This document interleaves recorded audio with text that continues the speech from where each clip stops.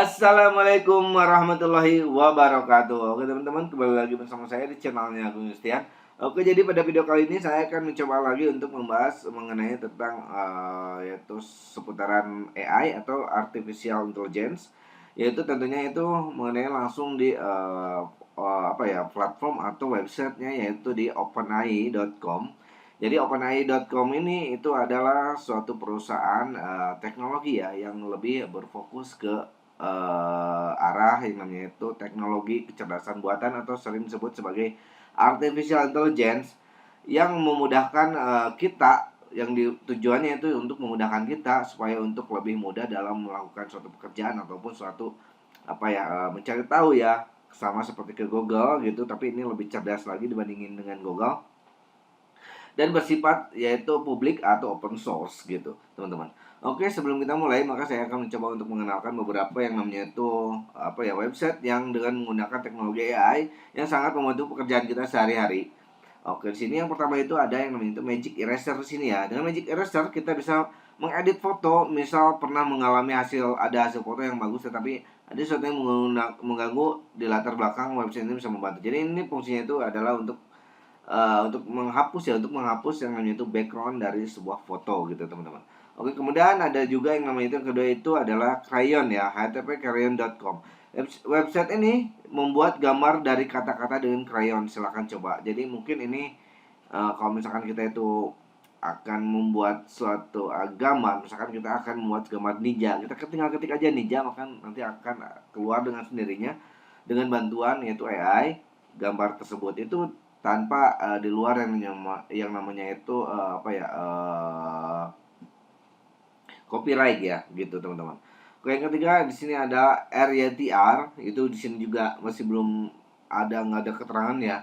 Jadi ini tuh nggak tahu apa, di sini adanya itu rytr.me ya. Kemudian yang keempat itu di sini ada Ting Translator, identifikasi objek dari foto dengan Ting Translator sedang berlibur dan tidak tahu kita untuk suatu barang, ambil fotonya untuk mengetahuinya. Ini mungkin kayak semacam Google Lens ya, Google Lens kita fotoin, kemudian nanti diklik, nanti enter, langsung ada muncul yaitu deskripsinya teman-teman.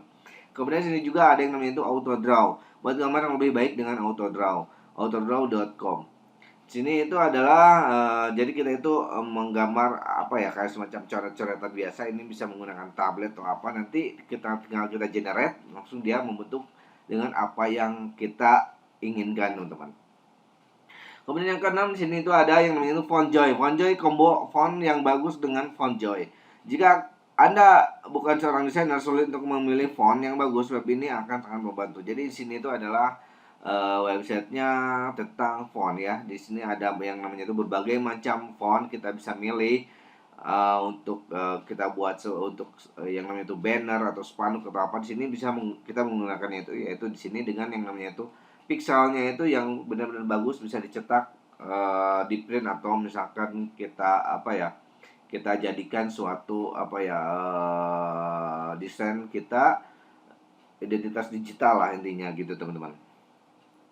Kemudian yang ketujuh itu di sini ada yang namanya itu Talk to Book ya. Gunakan untuk kebijakan dalam buku dengan Talk to Book. Ajukan pertanyaan Anda dengan kebijakan kolektif 100.000 buku. Jadi sini itu adalah website tentang yang namanya itu kita itu kayak semacam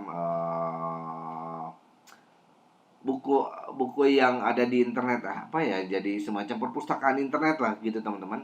Sini ada yang namanya itu 100.000 buku udah ada terdaftar, tapi kebanyakan sih bahasa Inggris ya teman-teman.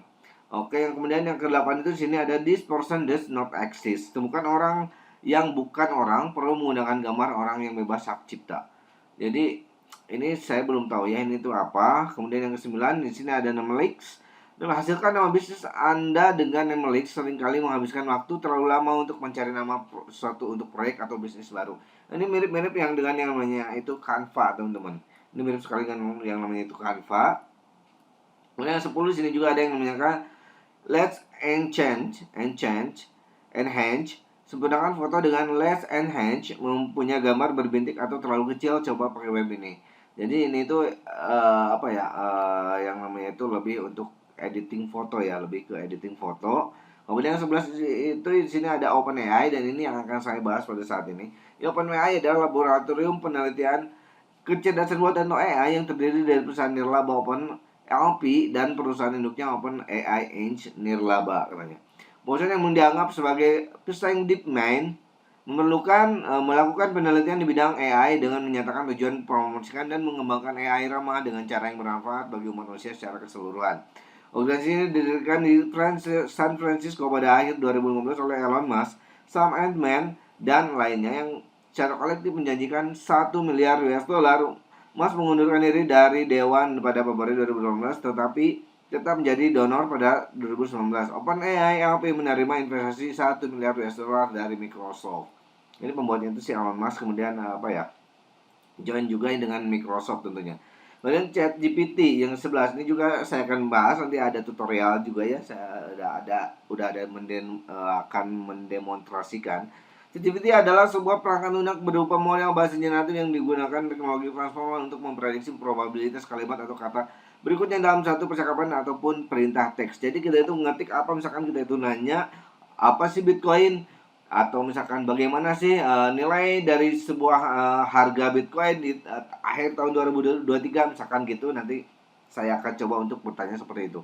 Kemudian yang ke-12 itu di sini ada yang untuk copy AI untuk mengcopywriter. Kemudian ada juga jdbio.com untuk automated machine learning. Kemudian yang ke-14 ada lumen5.com untuk kreator video. Kemudian yang ke-15 itu adalah lalal.ai untuk audio system splitter ya. Oke, begitu teman-teman untuk beberapa website, rekomendasi website dari AI ya, yaitu yang menggunakan teknologi artificial intelligence. Oke, kita langsung mulai, atau misalnya kita coba dulu sini apa sih yang dimaksud dengan website AI itu apa aja di sini menurut Google sendiri. Sini ada banyak juga ya, ada chatbot GPT, Sandro AI, OpenAI Recover, banyak sini. Ada juga sini apa jenis dari AI. Pada saat artificial intelligence bisa kita kelompokkan menjadi 3 tipe, yaitu weak AI, general AI, dan strong AI. Weak AI itu jadi itu lebih kayak ke semacam tipenya itu lemah, semacam AI-nya itu. Kemudian ada general AI itu lebih ke yang namanya itu medium, dan strong AI itu dia itu lebih kuat, full teknologi itu menggunakan AI gitu teman-teman. Apa contoh AI? Sini ada juga ya, asisten virtual. Asisten virtual merupakan contoh artificial intelligence yang digunakan dalam kehidupan sehari, media sosial, search engine. Google juga itu sebenarnya termasuk ke dalam AI ya. Begitu teman-teman. Jadi kita langsung aja ke videonya gitu ya. Let's go.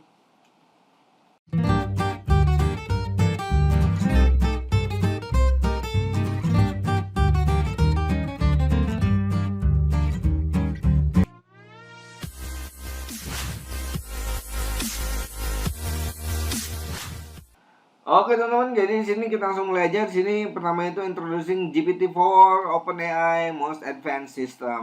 Pertamanya jadi ini seperti ini teman-teman. Untuk ini websitenya, jika teman-teman ini mencoba mengetik di Google sini OpenAI, maka akan keluar itu seperti ini, openai.com. Maka itu tampilannya itu kalau diklik itu akan seperti ini teman-teman. Ini untuk menu awalnya ya. Dan untuk mempersingkat waktu, maka saya akan coba untuk membahas di sini beberapa yang namanya itu, ada yang namanya itu produk di sini. Produknya itu ada yang namanya itu GPT-4, ada DEL2, kemudian Customer Source Storage, ada standar, kemudian ada freezing. Oke, ini untuk introduction-nya. Kita coba ini introduction-nya menurut OpenAI itu apa. Kalau misalkan kita coba di sini ya, kita coba masuk ke sini introduction, kita coba Google Translate, maka adalah seperti ini.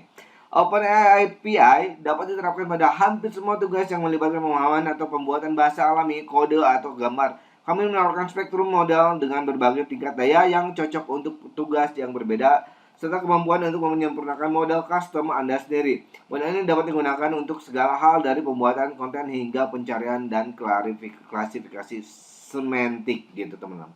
Ini yaitu introduction-nya untuk menurut si AI ini itu apa gitu ya penjelasannya. Kemudian kita langsung masuk ke GPT-4 ya. GPT-4 di sini. GPT-4 itu di sini ada beberapa apa ya keterangan di sini ya. GPT-4 di sini itu exam result yang sering digunakan oleh GPT 3,5 performance. Ini yang GPT 3,5 ya. Kalau GPT-4 itu yang hijau. yang hijau ini baru sedikit ya. Lebih banyak menggunakan GPT 3,5 sekarang itu, karena ini GPT-4 itu masih baru ya teman-teman. Oke, sini maka GPT-4 itu masih sedikit ya, tapi nanti kita akan coba. Kemudian sini juga ada yang namanya itu GPT-4 Threshold Accuracy on MMLU across language. Jadi sini itu udah bisa GPT-4 English, Italia, Afrika, Spanyol, Jerman, Prancis, Indonesia juga udah ada ya. Rusia, Polis, Ukraina, Greek atau apa ya, Latvia, Mandarin, Arabik di sini udah ada. Wah, udah banyak ya untuk segi bahasanya. Oke, kemudian di sini juga ada apa lagi nih? Karena faktornya eval by kategori. Untuk kategori itu lebih unggul dari GPT-4 untuk dari segi yang namanya itu pengetahuannya gitu teman-teman. Jadi GPT itu GPT versi 3, GPT 4, kemudian GPT 3,5 mungkin. Kalau salah nulis ya GPT 3,5, GPT 3,5, ini GPT 4 gitu teman-teman. Oke, kemudian di sini juga GPT-4. Kita langsung aja lah ya. Jadi di sini untuk produknya itu GPT-4 itu di sini itu ada yang namanya itu, pertama itu adalah GPT ya. Jadi di sini kita itu kayak semacam apa ya? Kita itu mengetik sesuatu di sini nanti misalkan gini nih. Teman-teman itu misalkan membuat suatu konten atau misalkan membuat suatu lamaran kerja, teman-teman di sini itu nulis di inputnya, misalkan nulis cara pembuatan suatu lamaran kerja, maka di outputnya itu ketika sudah di generate maka akan keluar itu akan seperti apa teman-teman, dengan sendirinya itu secara otomatis. Kemudian sini juga ada yang namanya itu DAL2 ya. DAL2 is a system that create generative image at from description in natural language. Jadi DAL2 ini itu adalah seperti misalkan kita tuh mengetik sebuah kata-kata ya. Kata-kata misalkan Bitcoin, kita klik Bitcoin langsung maka keluar akan yang namanya itu gambar tanpa ada yang namanya itu copyright claim atau belum ada di internet. Maka kita itu bisa mengkopinya dan kita bisa jadikan aset sebagai NFT. Ini bisa seperti itu teman-teman untuk triknya ya. Untuk si DAL2 ini. Kemudian di sini tuh ada yang namanya itu Whisper. Whisper itu bisa kita itu menggunakan yang namanya itu suara.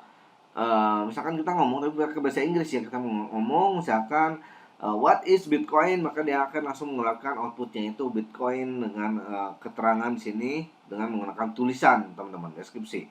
Ini seperti itu teman-teman untuk awalnya. Kemudian sini juga ada yang namanya itu kita coba, saya udah coba tadi menggunakan Crypt GPT ya, Crypt GPT di sini. Crypt GPT itu teman-teman itu harus sign in dulu, membuat suatu akun di sini, maka teman-teman itu bisa mempertanyakan apapun di sini. Ini contohnya ini saya nih. What is Bitcoin ya? Di sini langsung dia lakukan kita coba sini kita terjemahkan ya. Kita coba terjemahkan. Oh, ini terlalu banyak. Masuk ke atas dulu. Oke, copy. Langsung ke Google Translate. Menurut saya itu seperti ini untuk si Bitcoin ya. Oke, Bitcoin adalah mata uang digital yang terdesentralisasi yang artinya tidak dikenalkan oleh pemerintah atau lembaga keuangan manapun. Itu dibuat pada tahun 2009 oleh orang atau grup anonim yang menggunakan nama samaran atau mengatasnamakan, yaitu Satoshi Nakamoto. Transaksi Bitcoin diproses oleh melalui jaringan komputer terdistribusi dan detail transaksi ini dicatat di buku besar atau large publik yang disebut sebagai blockchain ya. Bitcoin dibuat melalui proses yang disebut penambangan yang melibatkan pemecahan masalah matematika yang rumit menggunakan kekuatan pemrosesan komputer. Setelah blok transaksi baru ditambahkan ke blockchain penambangan yang memecahkan masalah yang diberi hadiah sejumlah Bitcoin. Bitcoin dapat digunakan untuk pembelian online atau sebagai penyimpanan nilai. Mirip dengan emas, ini telah mendapatkan popularitas sebagai investasi alternatif dan lindung nilai terhadap inflasi. Namun nilainya dapat berubah dan belum diterima secara luas sebagai bentuk pembayaran. Ini menurut si ChatGPT ya, ChatGPT. Kemudian juga untuk bertanyakan lagi ya, what is the price of Bitcoin at the end 2023? Jadi bagaimana harga Bitcoin di akhir tahun 2023 gitu ya. Maka dia menjawab itu seperti ini teman-teman. Kita coba pasti ya. Sebagai model bahasa AI, saya tidak dapat memprediksi peristiwa atau harga di masa mendatang, termasuk harga Bitcoin pada akhir tahun 2023. Harga Bitcoin sangat fluktuatif dan tunduk pada yang berbagai faktor termasuk kondisi ekonomi global, peraturan pemerintah, tingkat adopsi, dan sentimen pasar. Penting untuk melakukan penelitian menyeluruh dan mencari saran dari profesional keuangan sebelum membuat keputusan investasi apapun. Begitu menurutnya. Kemudian saya coba lagi yaitu sini what is Solana. Dia langsung ada sini, langsung keluar ya Solana. Dia saya nanyain tentang Solana pun ada gitu ya. Oke, kita coba lagi. Solana adalah platform blockchain yang bertujuan untuk menyediakan infrastruktur yang cepat, aman, dan dapat diskalakan untuk aplikasi terdesentralisasi yaitu dApps dan layanan berbasis blockchain lainnya. Blockchain Solana dirancang untuk mendukung throughput tinggi dan biaya transaksi yang sangat rendah. Dengan kemampuan menangani hingga 60.000 transaksi per detik ini yaitu menurut si ChatGPT ya, yaitu tentang Solana. Solana dibuat pada tahun 2017 oleh Anatoly Yakovenko, mantan insinyur di Qualcomm dan Dropbox dan diluncurkan pada tahun 2018 sebagai proyek sumber terbuka. Ini menggunakan mekanisme khusus konsensus unik yang disebut Proof of History (POH), dan yang memungkinkan jaringan mencapai konsensus dengan cepat dan efisien tanpa bergantung pada sejumlah besar validator blockchain. Solana juga mendukung smart contract, memungkinkan penambang untuk membangun dan menerapkan dApps di platformnya. Solana telah mendapatkan popularitas komunitas blockchain karena transaksi yang dengan kecepatan tinggi dan biaya rendah. Saat fokusnya pada skalabilitas dan alat yang ramah pengembang. Ini juga menarik investasi yang signifikan dari perusahaan modal, ventura, dan investor lainnya. Kemudian saya nanya juga, what are the current Solana project? Apa sih project Solana pada saat ini gitu ya. Saya coba ini, maka dia langsung klik itu adalah seperti ini. Oke, copy lagi, kita masukin lagi ke sini. Kita mencari tahu tentang blockchain, tentang Solana. Di sini bisa teman-teman. Dia tuh pinter banget ya. Ada beberapa banyak proyek yang sedang dikembangkan di blockchain Solana, mulai dari platform keuangan terdesentralisasi DeFi hingga proyek game NFT. Berikut adalah bernama beberapa yang contoh pentingnya. Yang pertama itu ada Serum. Serum merupakan terdesentralisasi DEX atau Decentral Exchange yang dibangun di atas blockchain Solana, menawarkan perdagangan cryptocurrency dan aset lainnya yang lebih cepat dan murah. Kemudian ada Radium, ada juga Audius, ada Mango, ada Chainlink, ada Solsi. Ini hanyalah beberapa contoh beberapa proyek dari Solana. Begitu teman-teman untuk ini. Kemudian saya juga nanya, what is Litecoin? Dia juga bisa menjawabnya. Ini panjang untuk Litecoin. What are the current Litecoin project? Apa sih project dari Litecoin pada saat ini? Dia lebih memfokuskan ke yang namanya itu sebuah game RPG, yaitu lebih ke arah decentralized, yaitu menuju ke arah blockchain. Itu ada yang penting dari si Litecoin ya, proyek dari si Litecoin. Kemudian saya juga tanya, berapa harga Litecoin di akhir tahun 2023? Maka ChatGPT itu adalah seperti ini. Ya tuh langsung jawabannya itu adalah seperti ini. Apakah dia itu tahu juga tentang harga ya? Maka semoga modal AI, saya tidak bisa memprediksi harga masa depan dengan yang pasti atau akurat. Harga Litecoin seperti itu cryptocurrency atau aset lainnya tunduk pada berbagai faktor. Antara lain sentimen pasar, tingkat adopsi, perubahan peraturan, dan kondisi ekonomi global. Kemudian seperti itu. Penting untuk diingat bahwa pasar mata uang kripto sangat fluktuatif dan tunduk pada perubahan harga yang tiba-tiba sehingga sulit untuk memprediksi harga dalam jangka panjang.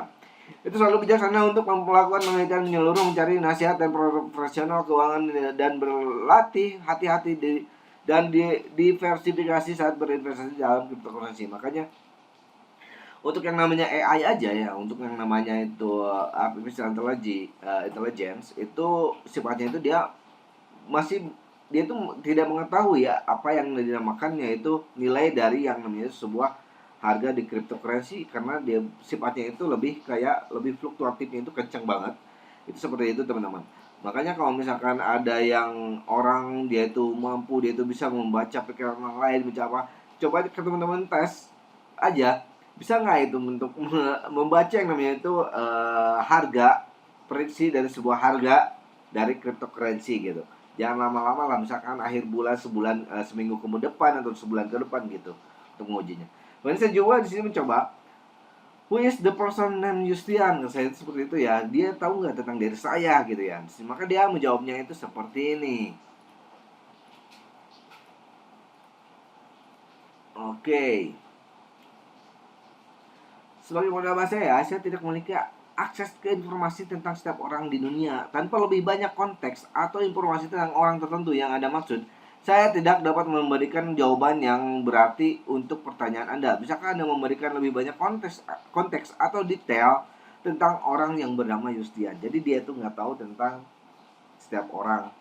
Dia lebih tahu lebih kayak ke semacam kayak general ya, lebih ke general, dia nggak tahu dia namanya itu lebih ke spesifik gitu teman-teman. Dan ini saya coba saya coba dari tadi udah beberapa kali ya.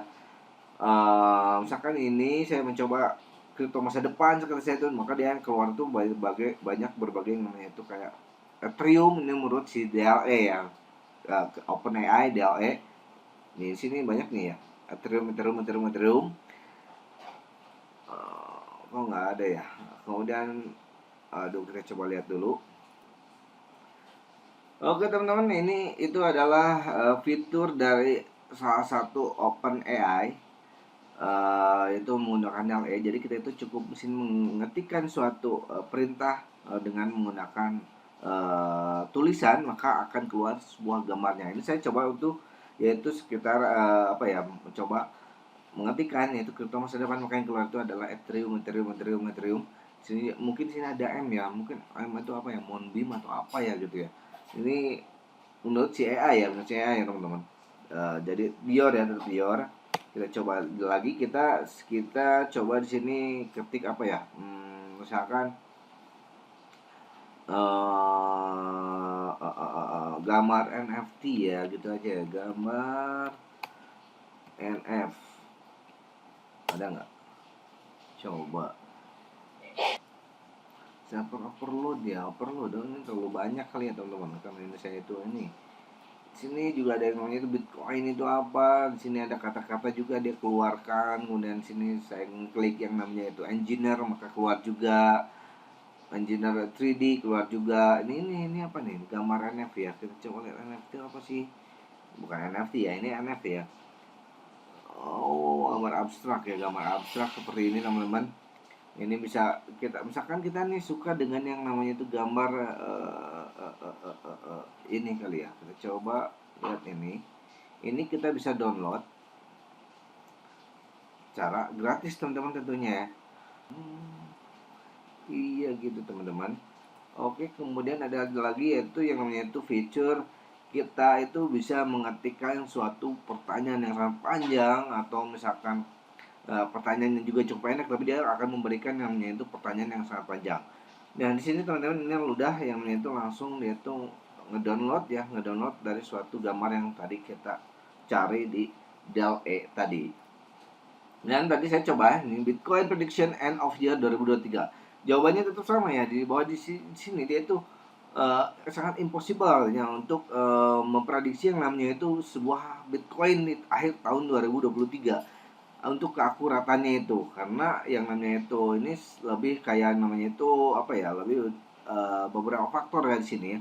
Ada yang namanya itu perceive value ya, value yang sangat untuk susah untuk dimengerti. Kemudian sini juga ada tergantung dari sentimen market juga, ada juga bisa yang namanya itu kondisi dari ekonomi global juga yang sangat mempengaruhi ke harga yang namanya itu Bitcoin pada saat ini. Di sini make me content on distribution about crypto and artificial intelligence. Maka dia langsung membuat seperti ini. Buatkan saya mengenai tentang konten, deskripsi konten tentang crypto dan artificial intelligence. Maka dia langsung itu seperti ini teman-teman. Cryptocurrency dan kecerdasan buatan adalah dua kemajuan teknologi paling signifikan di abad ke-21. Keduanya menawarkan solusi inovatif untuk banyak masalah yang sedang berlangsung di dunia seperti keuangan global, privasi, dan keamanan. Kripto menawarkan sistem pembayaran digital yang aman dan tidak terikat dengan bank sentral dan atau pemerintah manapun. Sementara AI menyediakan mesin dengan kemampuan untuk berpikir dan bertindak seperti manusia bersama-sama teknologi. Ini memiliki potensi untuk merevolusi cara kita hidup dan bekerja. Perusahaan sudah menggunakan untuk membangun aplikasi dan layanan yang lebih cerdas dari platform perdagangan otomatis hingga sistem deteksi penipuan. Karena teknologi ini terus berkembang, potensinya untuk mengubah dunia yang tidak terbatas. Begitu teman-teman. Menurut si OpenAI ya. Jadi tentunya untuk kedepannya kemungkinan menurut saya pribadi nih untuk teknologi kita itu akan semakin menggunakan yang namanya itu AI dengan cryptocurrency itu sebagai alat transaksi dari yang namanya itu pembelian atau penjualan di dunia nanti ke depannya gitu teman-teman. Oke teman-teman, mungkin begitu aja untuk video kali ini ya. Semoga bermanfaat dan bermanfaat bagi teman-teman semua. Oke, disclaimer on dan dia deh. Dan karena saya bukan financial advisor teman-teman, dan pengenalan keuangan ke teman-teman adalah dari teman-teman sendiri. Oke, happy next weekend. Wassalamualaikum warahmatullahi wabarakatuh. Terima kasih.